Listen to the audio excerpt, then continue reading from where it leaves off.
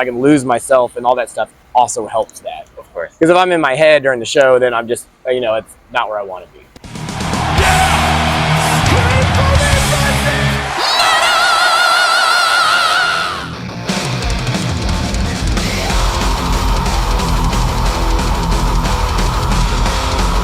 Christian, thank you so much for your time. Thank you.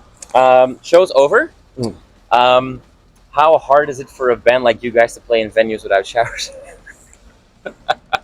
At least there is the bathroom. There's a bathroom upstairs. That's true. That has mirrors and towels. Yes. And soap. Yes. Awesome. Now, more seriously, I've seen you guys play a few times. The last time I saw you play, I think was at Last Hell's Heroes. Before that, I saw you play with Holder in Chicago. Nice. Every time I see you guys play, the audience experiences your show in a different way, I find. I've seen you play for shows where people just go crazy from the first start and there's crazy mosh pits. And then there's shows like today where people are just like looking around. Everybody's just like taking it in. But I see so many people mouthing the lyrics with it, like they're really into it.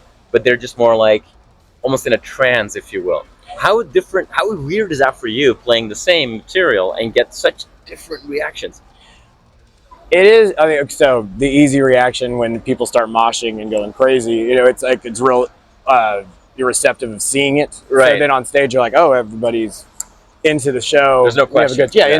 But you know, but like it's strange. Like I said, it's like black metal, like especially in the black metal shows in Europe, and everyone's just like you said, like in a trance and watching the show and just like enjoying it. And especially like when it's in the States, it's usually when the crowd's a little older. They'll sit there and just take it in. They're enjoying it, like having a drink, and just, you know, because, you know, like black metal like runs a line of like there's different like forms of, I would say, right. It's you know, where it's like almost like sometimes like black metal is like a transcendental experience. Sometimes black metal is just raw and like wild. Yeah. So you guys kind of like balance those. Yeah, we try to ride the line like right in the middle of that. So something like tonight's great, you know, tell everybody's in the show, but at the same time it wasn't completely wild. Where if we play something like say like Hell's Heroes, where everybody's just ready to get crazy, right? You know, it's a whole different experience.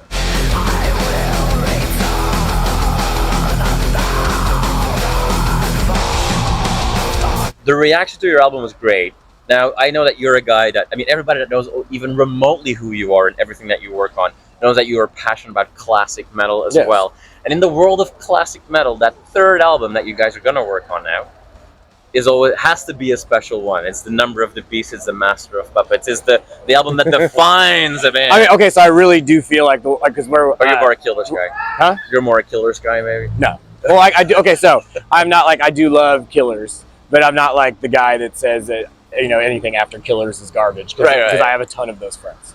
Well, yes, we call them the Hell's Heroes audience. Oh yeah, I mean, completely yes. Somebody made it like put something online. They're like about the fest, and they were like, if no one goes to that fest listens to anything past 1988 anyway. So yeah.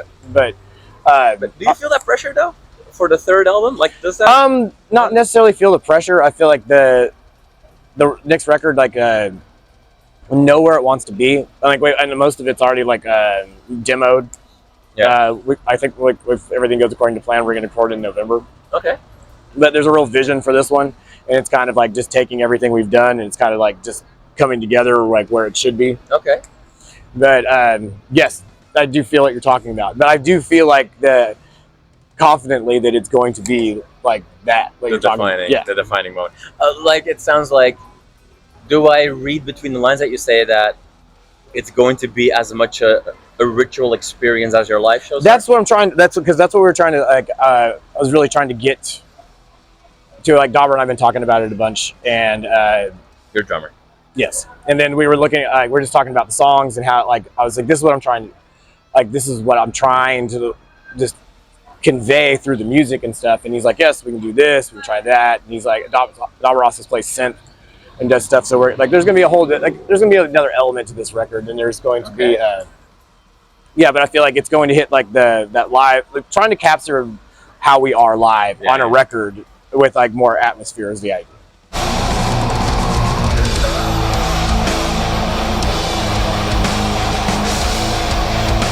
Before we start recording, we're kind of joking like, well, you know, where we come from, not everybody's always too open-minded about our particular type of music and what have you. And I'm sure you get a ton of backlash about like, you know, metalheads are just like idiot satanic people and what have you.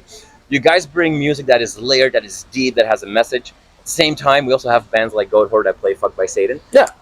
You guys don't necessarily bring that kind of fun into your songs, but how do you balance that out? Like, how do you balance the gravity of let's call it of your music with making sure that you can stay sane?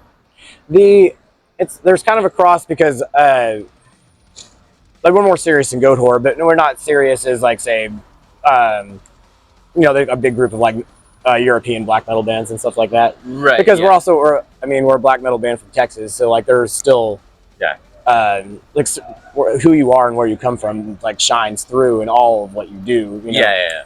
So, don't get me wrong, Goatwhore's fucking great band, and I love what they bring. And it's like when we get on stage, it's like it's a little more serious, but it's like and depending on the show, sometimes it gets a little more like Venom-esque, kind of like things like that, where it's like, okay, the crowd's gonna be like this.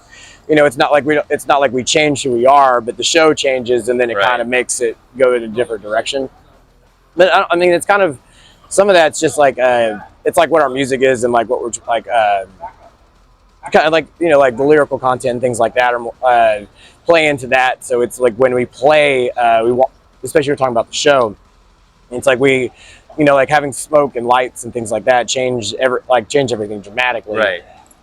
And even just like like a couple props and things like that, especially when we're supporting, because it's like you said, it's hard to bring everything, but all that stuff like really puts together and makes it like a show. And then it's especially for me, it's like if I can lose myself, and all that stuff also helps that. Of course. Because if I'm in my head during the show, then I'm just it's not where I want to be. Yeah.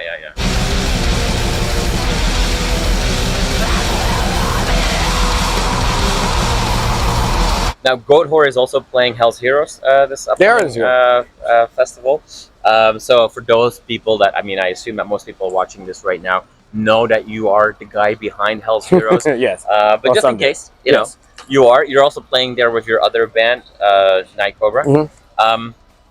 So organizing a festival is not enough stress. You need to add yourself to the bill to that. So before the pandemic, Hell's Heroes was much smaller. Oh, not. It was much smaller, but it was continuously growing, and it was a great festival. But it just happened because the festival is based off of what, the idea of it is, at the root is like what I listen to and what I think fits into all that world. Yeah. So on some of it's my fest. So and I play in bands that should play the fest. Yeah. And then it's nice because a lot of time when I put up posts about who should play, people will request them. So either Night Cobra or Necrofier. So I'm like, okay, cool. I'm not just forcing myself on everybody to play. Yeah. But it does sometimes get taxing. Like this year, we were on tour for a month before the fest, and we got back the Tuesday, or I flew home the Tuesday before the fest started on Thursday. Yeah. So it was a lot. But I have a really good staff that takes care of that. They take care of so many things, that when it's actual festival, I just go around and try to see if everybody's okay. Yeah. And help out if I can in certain things. But they run the show at that time, so at least it gives me. I'm not chained to something. Yeah. Well, unlike Samir, who does merch for 12 hours straight. Oh. Well, it's now it's the festival's everybody in my circle and stuff does, either if they don't come to hang out, then it's Samir does merch. Dauber did quesadillas this year. So it's it's just the rising tide raises all ships kind of thing. So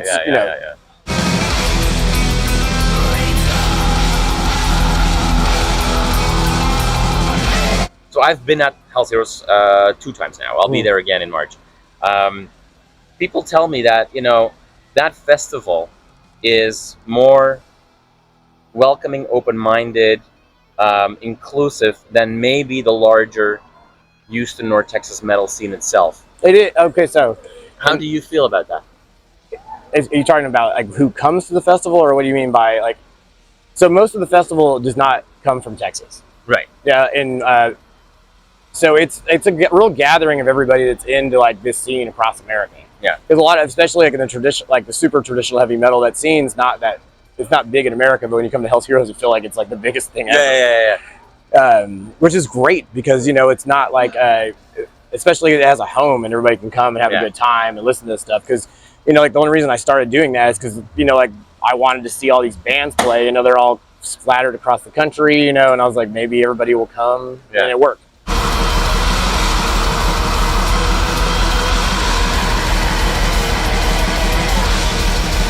2025 is coming fast. You already shared that you're going to start working on the new album. You've got obviously the festival. But I don't think you're a guy that is able to sit still. So my wife tells me that a lot. What else is going on? Because when are we going to see the new Night Cobra, for example? So Night Cobra record's being worked on. So hopefully there should be a new Night Cobra in 2025, I assume. Okay. I don't think it'll be out before the festival or anything, but sometime in there. Yeah. But I mean, there's that. I mean, it looks like there'll be a new Necrofier next year. I don't know. I stayed between that, like those two, like I stayed kind of busy. Yeah. Well, you've deserved some break now. You know, you've done your show. You've taken all of you've been able to wash yourself as much as this venue allows for, and you've given us some time. Thank you so much, man. I really appreciate it. Have a super fun night in Toronto. Thank you, man. Come back soon.